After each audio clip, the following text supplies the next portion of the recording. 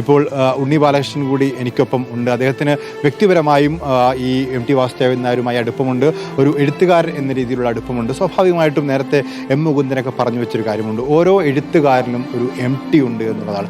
എഴുത്തുകാരൻ എന്ന രീതിയിൽ എങ്ങനെയാണ് താങ്കളെ ഈ എം ടി സ്വാധീനിച്ചത്? യഥാർത്ഥത്തിൽ ഗൗരവമുള്ള വായനയിലേക്ക് എന്നെ കൊണ്ടുവരുന്നത് എം ടി വാസുദേവൻ നായരുടെ പുസ്തകങ്ങളാണ്. അതിനു മുമ്പൊക്കെ സാധാരണ പൈങ്കിളി സാഹിത്യം എന്നൊക്കെ വിശേഷിപ്പിക്കാവുന്ന ചില പുസ്തകങ്ങളൊക്കെയാണ് ഞാൻ വായിച്ചിരുന്നത്. അത്തരമൊരു സാമൂഹിക അന്തരീക്ഷവും കുടുംബാന്തരീക്ഷവും ഒക്കെ ആയിരുന്നു എൻ്റെത്. അന്ന് വളരെ പ്രധാനമായും പൈങ്കിളി സാഹിത്യം വലിയ രീതിയിൽ മനോരമ, മംഗളം എന്നൊക്കെ പറഞ്ഞിട്ട് വലിയ ആഴ്ചപ്പതിപ്പുകൾ, അതിലെ നോവലിസ്റ്റുകളുടെ നോവലുകൾ, അതൊക്കെയാണ് നമ്മൾ തുടക്കത്തിൽ വായിച്ചിട്ടുള്ളത്. ഞാൻ കോളേജിലേക്ക് വരുമ്പോഴാണ് യഥാർത്ഥത്തിൽ എം ടി എന്നൊരു എഴുത്തുകാരനുണ്ട് എന്നൊക്കെ അറിയുന്നത്. അങ്ങനെ ഞാനത് വീട്ടിലൊക്കെ കേട്ടിട്ടുണ്ടെങ്കിൽ പോലും അത് ഗൗരവത്തിലെത്തുന്നില്ല. പക്ഷേ എൻ്റെ സുഹൃത്തുക്കളൊക്കെ എം ടിയെ വായിക്കുന്നു, അതുകൊണ്ട് ഞാനും എം ടിയെ വായിക്കാൻ തീരുമാനിച്ചു. അപ്പോഴാണ് എനിക്ക് വായന എന്ന് പറയുന്നത്, എഴുത്തെന്നൊക്കെ പറയുന്നത് കുറച്ചുകൂടി ഗൗരവപ്പെട്ടൊരു കാര്യമാണ് എന്ന് തോന്നി തുടങ്ങിയത്. അതുകൊണ്ട് എന്നെ വായനയിലേക്ക് വലിയ രീതിയിൽ കൊണ്ടുവന്നതിനകത്ത് എം ടിക്കൊരു സ്വാധീനമുണ്ട്. പിന്നീട് ഞാൻ എഴുതി തുടങ്ങുമ്പോൾ, ഞാൻ എഴുത്തുകാരനാണെന്നൊക്കെ ആഗ്രഹിച്ചിട്ടുള്ള ഒരു പ്രായത്തിൽ ഞാൻ എഴുതി തുടങ്ങുമ്പോൾ പലപ്പോഴും വലിയ രീതിയിൽ എം ടിയുടെ സ്വാധീനമാണ്. എം ടിയാണ് സ്വാധീനിച്ചിട്ടുള്ളത്. അപ്പം എം ടിയുടെ കഥാപരിസരങ്ങൾ അതേപോലെ കോപ്പി അടിക്കാൻ ശ്രമിക്കുക, എം ടിയുടെ ഭാഷാരീതിയെ അതേപോലെ തന്നെ പിന്തുടരാൻ ശ്രമിക്കുക, അങ്ങനെയൊക്കെയാണ്. അപ്പം എം ടിക്ക് ഒരു കഥ അയച്ചു കൊടുത്തതിനെ കുറിച്ച് പറഞ്ഞു. ഞാൻ ഒരിക്കൽ എം ടിക്ക് ഒരു കഥ അയച്ചു കൊടുത്തിട്ടുണ്ട്. ഞാൻ ഒരു കഥ എഴുതി അത് അദ്ദേഹത്തിന് അയച്ചു കൊടുക്കുകയും അദ്ദേഹം എനിക്ക് അതിനകത്ത് മറുപടി അയക്കുകയും ചെയ്തു. അതാണ് ഞാൻ പറയുന്നത്, എം ടി എപ്പോഴും എല്ലാവരും ആരൊക്കെ എം ടിക്ക് കഥ അയച്ചാലും എത്ര തിരക്കായിരുന്നാലും അദ്ദേഹം പത്രാധിപർ എന്നുള്ളതിലേക്ക് അദ്ദേഹത്തിൻ്റെ ഒരു കർമ്മമാണ് ഈ വായിക്കണം എന്നുള്ളത്. ഈ വരുന്ന ഒരു പ്രതിഭയും നഷ്ടപ്പെട്ടു പോകരുതെന്ന് നിർബന്ധമുള്ള ആളായിരുന്നു എം ടി വാസുദേവൻ നായർ. അതുകൊണ്ട് അദ്ദേഹത്തിന് മുമ്പിലേക്ക് വരുന്ന എല്ലാ കഥകളും അദ്ദേഹം വായിച്ചിട്ടുണ്ട്. അക്കാലത്ത് എൻ്റെ കഥയും വായിച്ചു. അതിൻ്റെ ഭാഗമായിട്ട് അദ്ദേഹം എനിക്കൊരു കുറിപ്പ് അയച്ചു. ആ കുറിപ്പിൽ ആ കഥയെക്കുറിച്ചുള്ളൊരു വിമർശനമായിരുന്നു ഉണ്ടായിരുന്നു. സത്യത്തിൽ അതൊരു നല്ല വിമർശനമായിരുന്നു. പക്ഷേ എനിക്ക് അന്നത് ഉൾക്കൊള്ളാൻ കഴിഞ്ഞില്ല. അപ്പോൾ ഞാൻ എഴുതിയ കഥ വളരെ മികച്ചതാണെന്നാണല്ലോ എൻ്റെ ഒരു അഭിപ്രായം. അപ്പോൾ അദ്ദേഹം എഴുതിയത് ആ കഥയ്ക്കൊരു സെൻട്രൽ പോയിന്റ് ഇല്ല എന്നുള്ള. ആര് കഥ അയച്ചാലും വായിക്കുക എന്നുള്ളത് ഇപ്പോൾ എൻ വി കൃഷ്ണവാര്യരൊക്കെ കൊടുത്തൊരു ഉപദേശമാണെന്ന് അദ്ദേഹം പറയുന്നത് കേട്ടിട്ടുണ്ട്. ഒരു പത്രാധിപർ എന്ന രീതിയിൽ അദ്ദേഹം പഠിച്ചിട്ടുണ്ട്. ഇപ്പോൾ അത് വളരെ കൃത്യമാണ്. കാരണം വെച്ചാൽ എനിക്ക് സംശയമാണ് ഇപ്പം ഇപ്പോഴൊക്കെയുള്ള പത്രാധിപന്മാർ അത്രത്തോളം വായിക്കുന്നുണ്ട് എന്നുള്ളത്. പലപ്പോഴും നമ്മൾ ഈ പറയുന്ന അറിയുന്ന കുറേ എഴുത്തുകാരുടെ കഥകൾ, കവിതകൾ ഒക്കെ അച്ചടിച്ച് വന്നുകൊണ്ടിരിക്കുന്നു. ഇതിനിടയിൽ എപ്പോഴെങ്കിലും അല്ലെങ്കിൽ ഒരു ശ്രദ്ധയിൽപ്പെട്ടാലാണ് ഒരു പുതുമുഖത്തിന് കടന്നു വരാൻ കഴിയുക. എന്നാൽ എം ടി ആണെങ്കിലും എൻ വി കൃഷ്ണവാര്യരാണെങ്കിലും ഒക്കെ നിഷ്ഠയോടുകൂടി ചെയ്തിട്ടുള്ള അതിൻ്റെ അനുഭവസ്ഥനാണ് ഞാൻ പറയുന്നത്. ഞാൻ ആലപ്പുഴക്കാരനാണ്. അവിടെ നിന്ന് ഒരു സാധാരണ കോളേജ് വിദ്യാർത്ഥി ഒരു കഥ അയക്കുന്നു. ആ കഥ വേണമെങ്കിൽ എം ടി വാസുദേവൻ നായരെ പോലെ ഇത്രയും തിരക്കേറിയ, ഞാൻ കോളേജിൽ പഠിക്കുന്ന കാലത്ത് കേരളത്തിലെ ഏറ്റവും തിരക്കേറിയ എഴുത്തുകാരനാണ് എം ടി വാസുദേവൻ നായർ എന്ന് പറയുന്നത്. എം ടി വാസുദേവൻ നായർ അത്ര ഉയരത്തിൽ നിൽക്കുന്ന ഒരാളാണ്. അപ്പോൾ അദ്ദേഹത്തിന് വേണമെങ്കിൽ വായിക്കാതിരിക്കാം, പക്ഷേ അദ്ദേഹം വായിക്കുകയും അതിനൊരു മറുപടി അയക്കുകയും ഒക്കെ ചെയ്തിരുന്നു. അപ്പോൾ ആ ഒരു കരുതൽ, എം ടി വാസുദേവൻ നായരുടെ ആ ഒരു കരുതൽ നമ്മുടെ ജീവിതത്തിൽ നമ്മൾ അനുഭവിച്ചിട്ടുണ്ട്, വ്യക്തിപരമായി അനുഭവിച്ചിട്ടുണ്ട്. പിന്നെ പല സന്ദർഭങ്ങളിൽ എനിക്ക് എം ടിയുമായി ബന്ധപ്പെടാൻ ഒരു മാധ്യമ പ്രവർത്തകൻ എന്നുള്ള എനിക്ക് അവസരം കിട്ടിയിട്ടുണ്ട്. ഇപ്പോൾ എം ടിയുടെ അഭിമുഖം എടുക്കാൻ അവസരം കിട്ടിയിട്ടുണ്ട്. എം ടിയുടെ അഭിമുഖത്തിലൊക്കെ എം ടി പുലർത്തുന്ന ചില നിഷ്കർഷയുണ്ട്. എം ടി വാക്കുകൾക്കിടയിൽ മൗനം സൂക്ഷിക്കുന്ന ഒരാളാണ്. വളരെ കരുതലോടുകൂടിയാണ് അദ്ദേഹം എപ്പോഴും അദ്ദേഹത്തിൻ്റെ വാക്കുകൾ പ്രയോഗിക്കുന്നത്. അതൊരു അഭിമുഖത്തിലാകട്ടെ, അതൊരു ഉപന്യാസത്തിലാകട്ടെ, അത് കഥയിലാകട്ടെ, എപ്പോഴും വാക്കുകൾ ഇത്രയും സൂക്ഷ്മതയോടുകൂടി കരുതലോടുകൂടി ഉപയോഗിക്കുന്ന എഴുത്തുകാർ വളരെ അപൂർവമാണ്. ഞാൻ പറയുന്ന കാര്യങ്ങൾ ഭംഗിയായി പറയണമെന്നും അത് വ്യക്തതയോടുകൂടി പറയണമെന്നും അത് ജനങ്ങൾക്ക്, എന്നെ കേൾക്കുകയോ വായിക്കുകയോ ചെയ്യുന്ന ജനങ്ങൾക്ക് കൃത്യമായി ബോധ്യപ്പെടണമെന്നും നിശ്ചയദാർഢ്യമുള്ളൊരു എഴുത്തുകാരനായിരുന്നു എം ടി വാസുദേവൻ നായർ. ഇപ്പം ഞാൻ പല എഴുത്തുകാരെ അഭിമുഖം ചെയ്യുമ്പോൾ അവർ പറയുന്നൊരു കാര്യം വെച്ചാൽ, ഞാൻ ആദ്യം എന്നെ തൃപ്തിപ്പെടുത്താനാണ് എഴുതുക. എനിക്ക് കുറേ കാര്യങ്ങൾ പറയാനുണ്ട്, അപ്പം ഞാൻ എന്നെ തൃപ്തിപ്പെടുത്താൻ വേണ്ടി എഴുതും. അതിനുശേഷം പിന്നെ നിങ്ങൾ വായനക്കാർ അതെങ്ങനെ സ്വീകരിക്കുന്നു എന്നുള്ള എൻ്റെ വിഷയമല്ല. അങ്ങനെ ഒരു നിലപാട് എഴുത്തുകാരൻ എടുക്കുന്നതുകൊണ്ട് തടസ്സമൊന്നുമില്ല. പക്ഷേ എം ടിയെ സംബന്ധിച്ചിടത്തോളം വായനക്കാരനാണ് ആദ്യം വരിക, എം ടി വാസുദേവൻ നായരല്ല. ആ വായനക്കാരനിലേക്ക് എത്താൻ കഴിയുന്ന ക്രാഫ്റ്റ്, ആ ക്രാഫ്റ്റ് രൂപപ്പെടുത്തുന്നൊരു എം ടി വലിയ വിജയമായിരുന്നു. അതുകൊണ്ടാണ് ഇപ്പോൾ എം ടി വലിയ പോപ്പുലറായ എഴുത്തുകാരനായിരിക്കുന്നത്, അല്ലേ? എം ടി വലിയ ഗൗരവപ്പെട്ട സാഹിത്യമാണ് എഴുതിയിട്ടുള്ളതെങ്കിൽ പോലും പോപ്പുലറായിരിക്കുന്നു എന്ന് പറയുന്നത് വളരെ പ്രധാനപ്പെട്ട കാര്യമാണ്. സിനിമ അതിലൊരു വലിയ തിരക്കഥയിലൊരു പങ്കുവച്ചിട്ടുണ്ട്. നിശ്ചയമായിട്ടുണ്ട്. കാരണം വെച്ചാൽ എം ടിയുടെ പോപ്പുലാരിറ്റിയിൽ സിനിമ ഒരു വലിയ ഘടകമാണ്. കാരണം ഞങ്ങളൊക്കെ കോളേജ് പഠിക്കുന്ന സമയത്ത് ഇപ്പോൾ 1980-കളിലും 90-കളിലും മലയാളികളെ സംബന്ധിച്ചിടത്തോളം അവരുടെ ഏറ്റവും പ്രധാനപ്പെട്ട എൻ്റർടൈൻമെൻറ്റ് എന്ന് പറയുന്നത് സിനിമയാണ്. അന്ന് ടെലിവിഷനൊക്കെ വളരെ കുറവല്ലേ. ഇപ്പോൾ ആകപ്പാട് ദൂരദർശൻ കേന്ദ്രത്തിൻ്റെ മലയാള സംപ്രേഷണം എന്ന് പറയുന്നത് 2 മണിക്കൂർ കണ്ടേ ഉള്ളൂ. പിന്നെ 90-കളിലാണ് ടെലിവിഷൻ ഒരു പ്രധാനപ്പെട്ട എൻ്റർടൈൻമെൻറ്റ് ഉപാധിയായിട്ട് വരുന്നത്. അപ്പോൾ അതുവരെയുള്ള കാലഘട്ടം എന്ന് പറഞ്ഞാൽ സിനിമയുടെ കാലഘട്ടമാണ്. ആ സിനിമയുടെ കാലഘട്ടത്തിൽ എം ടി വാസുദേവൻ നായരെ പോലെ ഒരു ടവറിംഗ് ആയിട്ട് എഴുത്തുകാരൻ ആ മേഖല പിടിച്ചടക്കുന്നു എന്ന് പറയുമ്പോഴത്തേക്കും അത് അദ്ദേഹത്തിൻ്റെ പോപ്പുലാരിറ്റിയിൽ വലിയ കോൺട്രിബ്യൂഷനാണ് ചെലുത്തിയിട്ടുള്ള കാര്യത്തിലൊരു സംശയവുമില്ല. അത് ഒരു പക്ഷേ രഞ്ജിത്ത് പറഞ്ഞത് വളരെ ശ്രദ്ധേയമായ കാര്യമാണ്. അത് ഒരു പക്ഷേ എം ടിയുടെ സിനിമകൾ കണ്ടതിന് ശേഷം എം ടിയുടെ നോവലുകൾ ഒരാൾ വായിച്ചിട്ടുണ്ടാവാം. അല്ലെങ്കിൽ എം ടിയുടെ ചെറുകഥകളിലേക്ക് വന്നിട്ടുണ്ടാവാം, അങ്ങനെ അന്വേഷിച്ച് പോയിട്ടുണ്ടാവാം.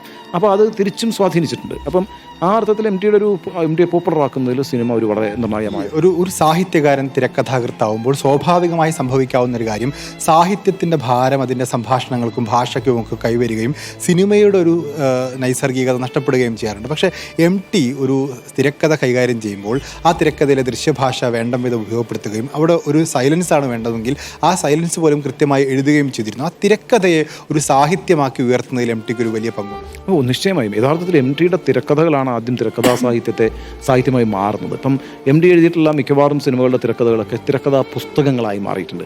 ആ പുസ്തകങ്ങൾ നല്ല രീതിയിൽ വിറ്റഴിയപ്പെട്ടിട്ടുമുണ്ട്. അപ്പോൾ തിരക്കഥാ സാഹിത്യ ശാഖ എന്ന് വേണമെങ്കിൽ നമുക്ക് വിളിക്കാവുന്ന ഒരു ശാഖയെ പോപ്പുലറൈസ് ചെയ്യുന്നത്, അത് സ്ഥാപിച്ചെടുക്കുന്നതിൽ എം ടിക്ക് വലിയ റോളുണ്ട്. പിന്നെ പത്മരാജൻ, നിശ്ചയമായും പത്മരാജൻ്റെ തിരക്കഥകൾ ആ രീതിയിൽ വലിയ സാഹിത്യം എന്നുള്ള നിലയ്ക്ക് തന്നെ വായിക്കപ്പെട്ടുള്ളതാണ്. പിന്നെ രഞ്ജിത്ത് സൂചിപ്പിച്ച ഒരു പ്രധാനപ്പെട്ട കാര്യം, എം ടിയുടെ കഥകളിലെ സന്ദർഭങ്ങളൊക്കെ തന്നെയാണ് എം ടിയുടെ സിനിമയിലെയും സന്ദർഭങ്ങൾ.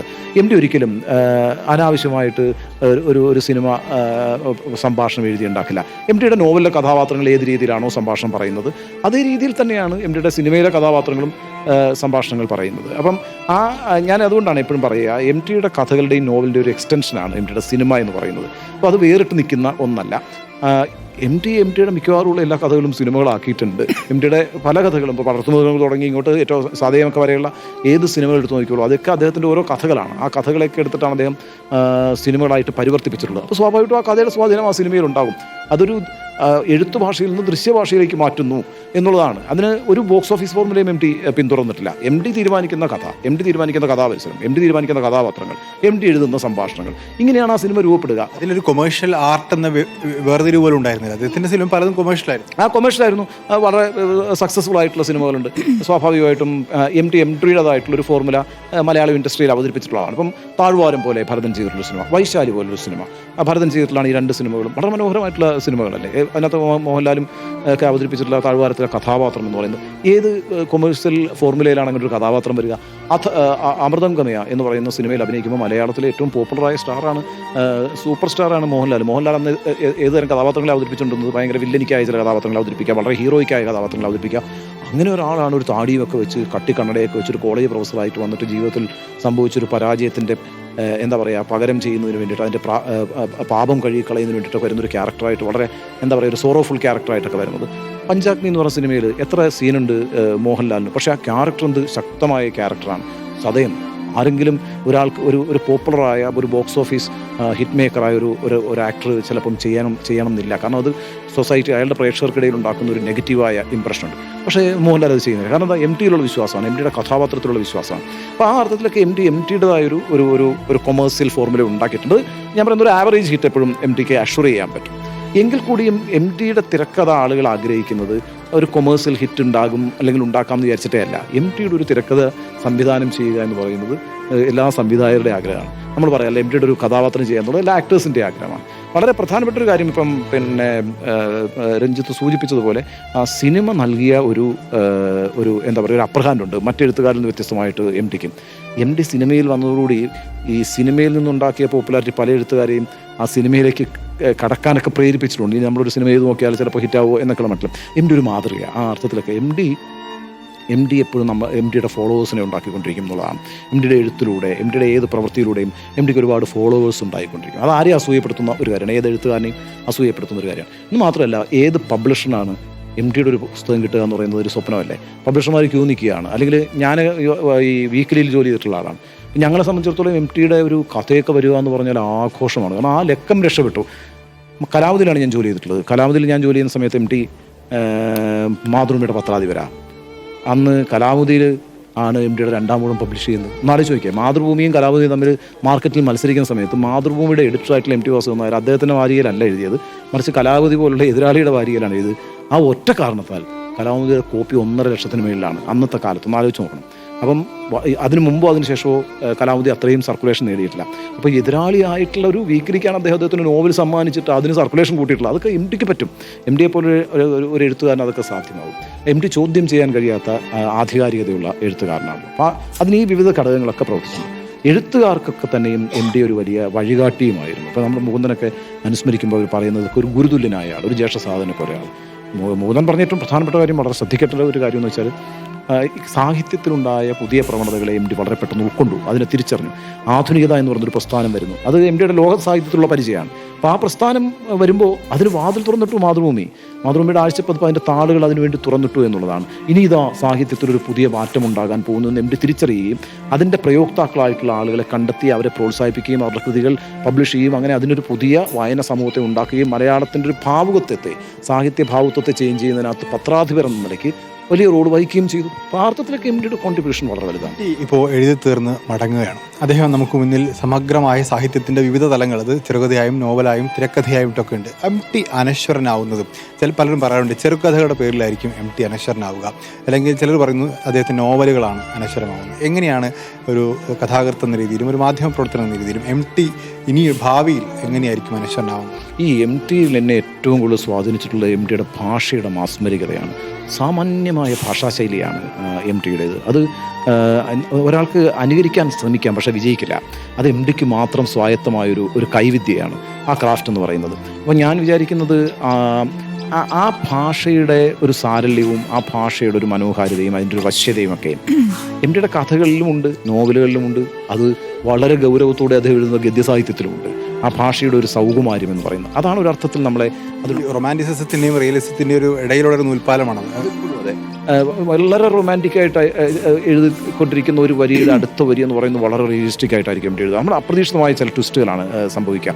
അതുപോലെ ഞാൻ എപ്പോഴും ശ്രദ്ധിച്ചിട്ടുള്ളത് എം ഡിയുടേതായിട്ടുള്ളൊരു ഗ്രാമർ ഉണ്ടാക്കിയിട്ടുണ്ട് ഈ എഴുത്തിൻ്റെ രീതിയിൽ. എം ഡി എല്ലാം വേറൊരു രീതി, ഒരു എം ഡിയുടെ ഭാഷയ്ക്ക് അതിമനോഹരമായൊരു താളമുണ്ട്, ഒരു വളരെ റിത്തമിക്കാണ് ആ ഭാഷ എന്ന് പറയുന്നത്. ഓർക്കണം വല്ലപ്പോഴും എന്നാണ് എം ഡിയുടെ കഥാപാത്രം പറയുക. വല്ലപ്പോഴും ഓർക്കണം എന്ന് പറഞ്ഞിട്ടല്ല പോവുക, ഓർക്കണം വല്ലപ്പോഴും എന്ന് പറയുമ്പോൾ അതിനൊരു ഒരു സൗകുമാര്യത മാറി, അതിൻ്റെ ഒരു താളം മാറി. അതേപോലെ തന്നെ കാണണം വീണ്ടും, തിരിച്ചു പറയുക, വീണ്ടും കാണാമെന്നല്ല എം ഡി എഴുതുക, വീണ്ടും കാണണം എന്ന് എഴുതി അത് വളരെ ഓർഡിനറി ആയിപ്പോൾ കാണണം വീണ്ടും എന്ന് പറയുമ്പോൾ ഉണ്ടാകുന്നൊരു മാറ്റമുണ്ടല്ലോ. അതൊക്കെയാണ് ഈ പറയുന്ന എം ഡിയുടെ ഒരു വലിയ ഒരു ഭാഷ. ഇത് വളരെ നിസ്സാരമാണ് നമ്മളെ സംബന്ധിച്ചിടത്തോളം. ഈ പത്രത്തിൻ്റെ തലക്കെട്ടുകളൊക്കെ പോലും പിന്നീട് സ്വാധീനിച്ചിട്ടുണ്ട്. അത് മാത്രമല്ല, പിന്നെ എം ഡിയുടെ ഭാഷയിലാണല്ലോ പിന്നീട് കേരളത്തിലെ മാധ്യമ പ്രവർത്തനത്തിൽ ഈ ഫീച്ചറുകൾ മുഴുവൻ ഉണ്ടാകുന്നത്. എല്ലാ ഫീച്ചറുകളും ഞങ്ങൾ കളിയാക്കി പറയാറില്ല, എല്ലാ ഫീച്ചറുകളും ആരംഭിക്കുക അപ്പോൾ മഴ പെയ്യുകയായിരുന്നു എന്ന് പറഞ്ഞിട്ടാണ്. ഞാൻ അങ്ങോട്ട് നടക്കുകയായിരുന്നു, ചെമ്മൺ പാതയിലൂടെ നടക്കുമ്പോൾ എന്നൊക്കെ പറഞ്ഞിട്ടാണ് ഈ ഫീച്ചർ സാഹിത്യം ഉണ്ടായിട്ടുള്ളത്. അത് ഒരർത്ഥത്തിൽ ഈ പറയുന്ന എം ഡിയുടെ സ്വാധീനമാണ്.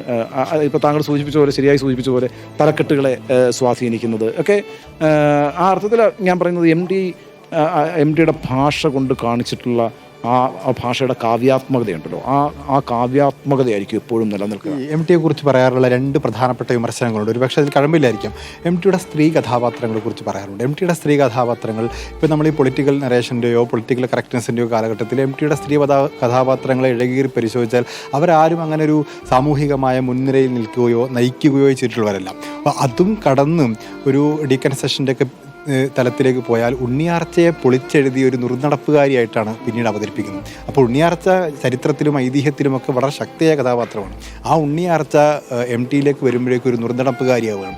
പിന്നീട് അദ്ദേഹത്തിൻ്റെ നോവലിലൊക്കെ പരിശോധിച്ചാൽ നാലുകെട്ടിലാണെങ്കിലും അല്ലെങ്കിൽ കാലത്തിലാണെങ്കിലും ഒക്കെ സ്ത്രീ കഥാപാത്രങ്ങൾ ഒരു പുരുഷ കഥാപാത്രങ്ങൾക്ക് വഴിയൊരുക്കുകയോ അവർക്ക് വഴിപ്പെട്ട് ജീവിക്കുകയോ ചെയ്യുന്ന ഒരു കഥാപാത്രങ്ങൾ മാത്രമാണ്. അപ്പോൾ അത്തരത്തിലൊരു സാമൂഹികമായ പുരോഗതിയൊന്നും അദ്ദേഹം, അല്ലെങ്കിൽ ഈ പറയുന്ന പൊളിറ്റിക്കൽ കറക്റ്റ്നെസ് ഒന്നും അദ്ദേഹം ഈ ഫെമിനിസത്തിൻ്റെ കാര്യത്തിലൊന്നും അദ്ദേഹം ശ്രദ്ധിക്കാതിരുന്നത് എന്തുകൊണ്ടായിരിക്കും? അല്ല, രണ്ടഭിപ്രായ കാര്യത്തിനകത്തുണ്ട്. ഒന്ന്, ഇത്തരത്തിൽ എം ഡിയുടെ കഥകളിലും നോവലുകളിലും ഒക്കെ വളരെ സാമാന്യമായിട്ടുള്ള സ്ത്രീകൾ വന്നു പോകുന്നുണ്ട്, സ്ത്രീ കഥാപാത്രങ്ങൾ വന്നു പോകുന്നുണ്ട്.